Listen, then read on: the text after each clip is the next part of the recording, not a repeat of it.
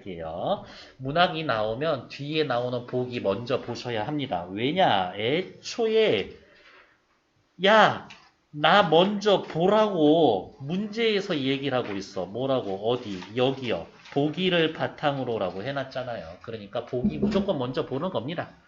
보기를 바탕으로 윗글을 감상한 내용으로 적절하지 않은 것은 이 작품은 죽음을 앞둔 남편의 모습을 관찰하고 남편의 내면을 들여다보는 나의 시선을 통해서 남편에 대한 그리고 죽음에 대한 나의 인식을 드러낸다.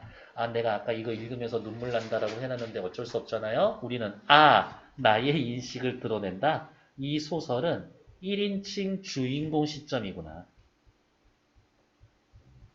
1인칭 주인공 시점이구나를 벌써 정보를 하나 준다고.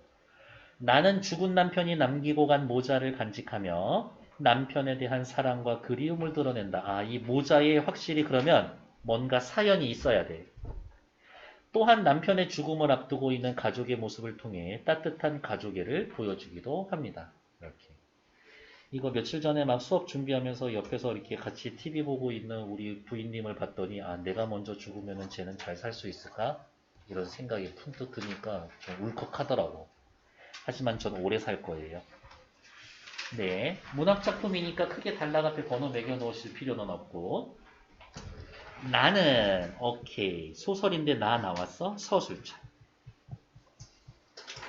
서술자 1인칭 남편의 유품을 정리하면서 어쩌면 이렇게 단 한 가지도 값나가는 게 없을까 하고 민망해 한 적이 있다. 남편의 유품, 남편 이미 죽었다는 얘기네.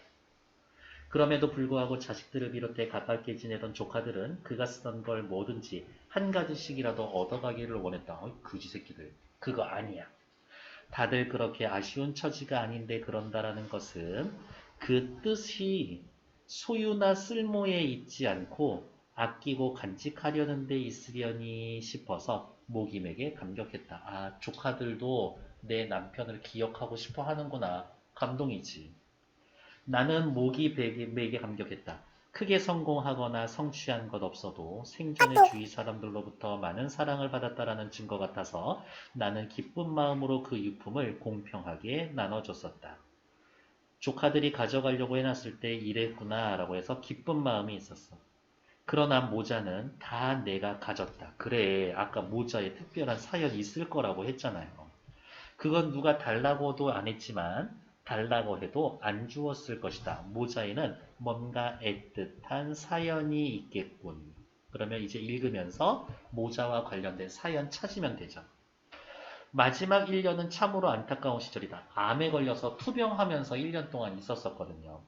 죽을 날을 정해놓은 사람과의 나날의 아까움을 무엇에 비길까? 하루하루가 아까웠어. 애를 끊는 듯한 애달픔이었다. 어쩌고 저쩌고 중략 부분. 그런 옛일에 얽힌 농담이라면 얼마든지 재미나게 그윽하게 할 수도 있겠지만 요 중략 부분에는 과거에 남편과 함께 했었던 남편과 함께 있었었던 그냥 재밌고 유쾌했던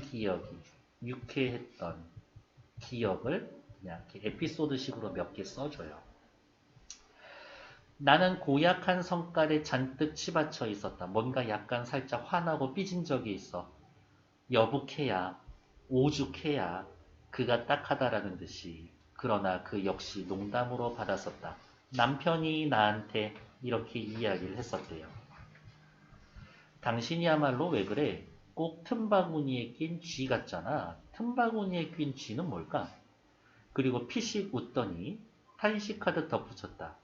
생전 틈바구니에 끼어 봤어야지. 이제 우리가 해야 할 일은 뭐예요? 요 틈바구니가 도대체 무슨 뜻일까? 라는 걸 생각해내야 돼. 틈바구니에 낀 쥐는 어떤 생각일까? 엄청 난처하겠죠. 일단 체크는 해놓을까? 틈바구니에 낀 쥐 같다? 굉장히 난처한 상황. 그의 목소리가 하도 연민에 차 있어서 나는 대꾸하지 못했다. 남편은 요런 말을 하면서 누구? 서술자 나에게 아유 불쌍한 여자야. 요런 연민의 감정을 느끼면서 저런 얘기를 했대요. 나를 불쌍하게 여기면서 저런 말 했대. 아, 죽어가는 사람으로부터의 연민은 감동적이다. 울어버릴 것 같았다. 지는 시한부 인생 걸려서 죽을 날짜 받아놓으면서 도대체 누가 누구를 그렇게 불쌍하게 생각해. 울음이 왈칵 났대. CT 촬영은 참으로 놀라운 첨단 과학이다. 뇌를 가로 세로 여러 장으로 슬라이스하듯 찍은 단면 사진을 내 눈에 고루퍼진 암을 확인할 수 있을 만큼 선명했다. 아, 남편이 뇌에 뭐 종양이 있었나 보네요. 뇌는 혈관의 회로가 달라서 항암제가 미치지 못한다라고 했다. 하지만 제가 투자하는 이 회사는 뇌에 양리물질을 전달하는 회사예요. 70% 지금 손해보고 있죠. 괜찮아, 난 가치 투자니까. 팔기 전까지 마이너스 아니야. 어씨, 수업 못하겠는데? 그에게 남아있는 유일한 치료법은 방사선을 뇌에다 쬐는 거였다. 방사선 치료란 죽는 연습이다. 왜? 혼자서 그 치료실에 들어가 있어야 되거든. 치료엔 아무도 입회하지 못한다. 아무도 입회하지 못하고 혼자 지내야 되기 때문에 죽는 연습처럼 보이는 거죠. 방사선과 의사까지도 그를 치료대에 혼자 고정시켜 나와서 밖에서 컴퓨터 화면을 보며 조정했다. 그 안에서 그는 어떤 기분으로 고립되어 있고 방사선이란 어떻게 생긴 빛일까 알 수가 없지. 그 깊이 모를 외로움과 차라리 암흑과 상통할 것 같은 빛에 대한 공포감은 죽음에 대한 상상력과 너무나 유사했었다. 거기 안에 들어가서 방사선 치료받으면 외롭고 빛의 공포감도 느끼고 그랬나 봐요. 그는 이마가 까맣게 타도록 방사선 치료를 받았지만 다시 해본 CT 촬영에선 아 속상하다. 치료받지 못했어. 미국에 가 있는 막내를 잠시 귀국하게 했었다. 돌아가신 후 장례식에 맞춰 오는 것보다 생전에 뵈러 오는 게 효도가 아니겠냐. 생전에 뵈러 와라 라는 다른 자식들의 의견이 있었지. 아버지한테 뭐 사다 드릴까요? 전화로 물어봤는데 약 종류를 묻는 말투였다. 그러나 그의 병세도 그렇지만 때도 이미 미국엔 별의별 신요한 약, 불로초 같은 것까지 있는 것처럼 여기던 촌스러운 시대가 아니었다. 미국 약이라고 뭐 다르냐? 똑같지. 그냥 와라. 나는 막내에게 모자를 사오라고 했다. 아, 이제 모자에 얽힌 사연이 나올 건가 보네요. 최고급으로 사오라는 말도 잊질 않았다. 왜 그랬을까? 방사선 치료하면서 머리도 빠지고 머리에 탄 자국도 있으니까 그거 가리려고 모자 사오라고 했나 봐요. 남편을 위한 배려 같은 거지. 과연 막내가 사온 모자는 내 마음에 있는 그 모자의 원형과 가까웠었다. 순모로 된 통짜 중절모였고 비단 리본이 달려 있었다. 태가 너무 넓어서 신사 모자라기보다는 카우보이 모자를 연상시켰다. 여러분들 카우보이 모자들 알고 있죠? 아니나 다를까 4살짜리 손자 녀석이 그 모자를 보더니 와 장고 모자다 하면서 그것을 빼앗고 싶어 했다. 녀석이 좋아하는 만화 영화의 주인공 장고가 그런 모자를 쓰고 있다고 했다. 여러분 장고 알아요? 장고 진짜 이 노래야. 나중에 유튜브 찾아보시면 알 거예요. 슬픈데 지금. 그는 모자를 쓴 채 안 뺏기려고 이리저리 도망을 다녔다. 진짜 이 막 모자에 집착하는 건가? 아니야. 손자가 울음을 터뜨렸을 때도 그는 그 모자를 내놓지 않았다. 손자와의 마지막 장난이었다. 죽기 직전까지도 그냥 일상적인 즐거움을 느끼고 싶은 거지. 마지막 한 달가량 자리 보존하고 있을 때 빼놓고 그는 줄곧 그 모자를 쓰고 있었다. 막내에 대한 사랑 때문인지 그 모자를 아꼈겠지만 태가 넓은 방사선 치료로 시커멓게 이마를 가려주는데 안성맞춤. 장고 모자가 그의 8번째 모자이자 마지막 모자가 되었다. 마지막까지 쓰고 있었던 거니까 조금 더 애정이 가나봐요. 나는 요새도 가끔 그가 남긴 8개의 모자를 꺼내본다. 어떻게? 아직 죽은 남편을 그리워하고 있는 거죠.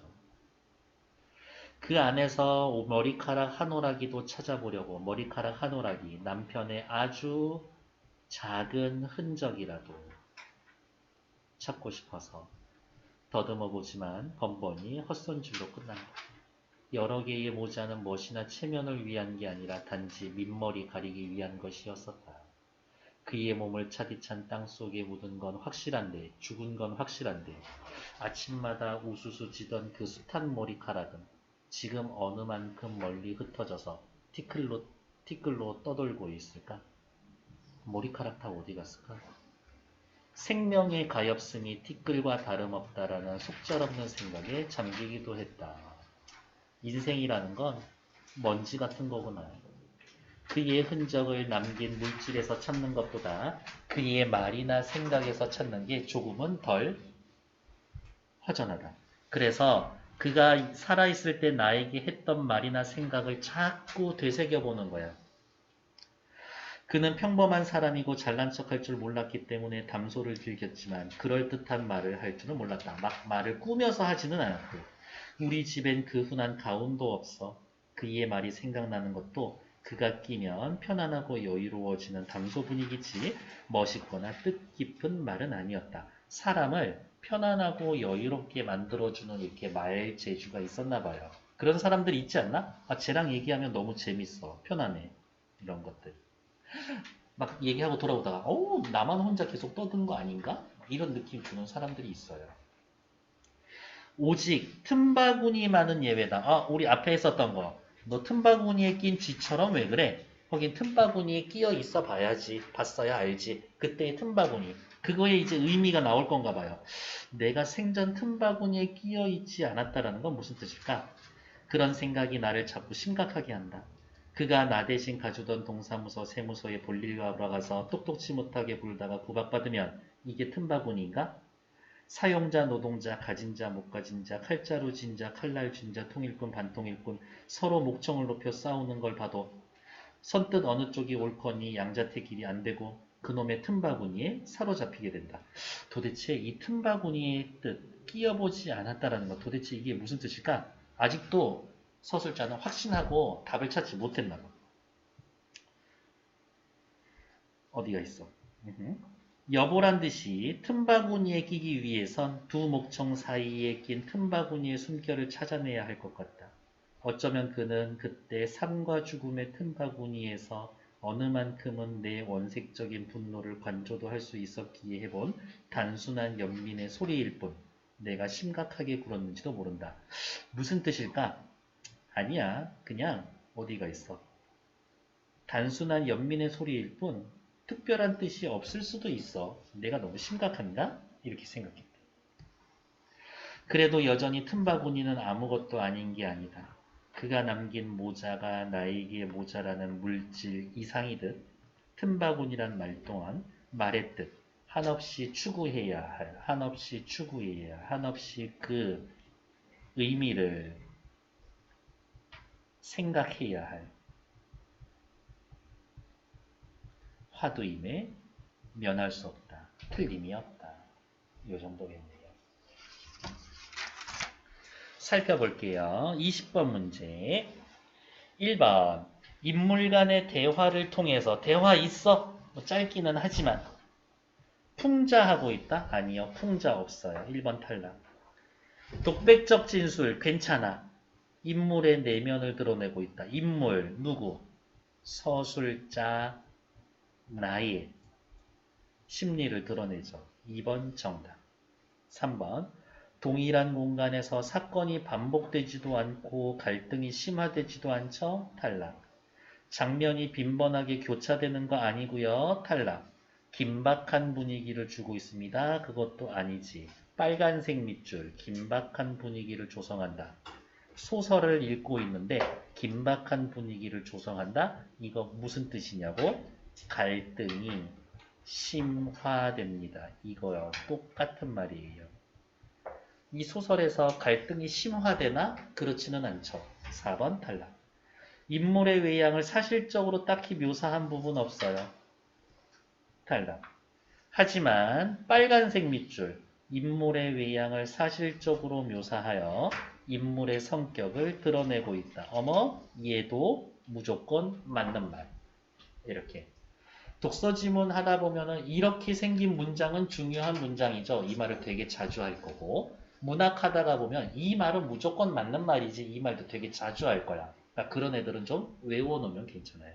그러니까 20번에 5번이 맞기 위해선 외향적으로 묘사해서 성격을 드러내는 걸 찾는 게 아니라 외향을 사실적으로 묘사한 부분이 있냐 없냐 그것만 찾으면 되는 거라고.